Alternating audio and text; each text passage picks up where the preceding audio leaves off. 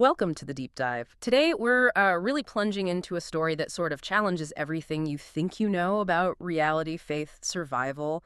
Jan Martel's incredible novel, Life of Pi. Right. It's one of those books that stays with you. And our goal here really is to go beyond just the plot, you Yeah. know, to pull out the big ideas Martel wove into this amazing story. Definitely. It's all about endurance, belief, how we tell stories. Exactly. And how those stories shape, well, everything. So at the center, we have Piscine, Molitor Patel, Pi, everyone calls him, and the premise is just wild. Mm-hmm. An Indian boy, a shipwreck, and then 227 days stuck adrift in the Pacific.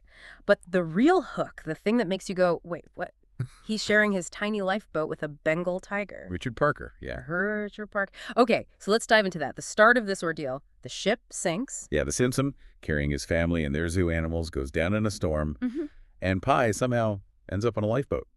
Just finds himself there. But he's not alone initially, right? That's the strange part. No, not at all. And the company is, well, less than ideal for a lifeboat scenario. You've got a zebra with a broken leg, Ooh. an orangutan, orange juice, who seems almost maternal, a hyena, which is just pure menace, and then hidden under the tarp for a bit, Richard Parker, the tiger. Richard Parker. Yeah. Yeah, it's this almost surreal, allegorical menagerie thrown together. And it doesn't stay peaceful for long, does it? The reality of survival kicks in hard. Oh, immediately. It's Yeah. brutal. Nature takes its course, as they say. Ah. The hyena, well, it does what hyenas do. It attacks the zebra, then the orangutan. It's quite graphic, actually. It really strips away any romantic notion of the wild, doesn't it? It's just raw survival. Absolutely. Tooth and claw right there on the boat, and then just when you think the horror is the hyena. Richard Parker emerges. Exactly. Ah. Tiger deals with the hyena, and suddenly the dynamic shifts completely. It's just Pi and the tiger. Just Pi and Richard Parker, Okay. alone on the vast ocean.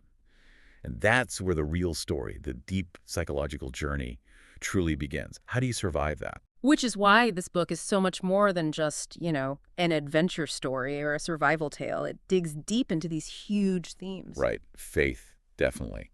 The whole idea of storytelling itself, and what truth even is. Let's talk about faith first.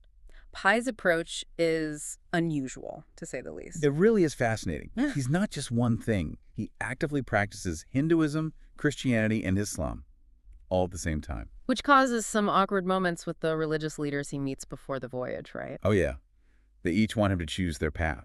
But for Pi, it's not about choosing one.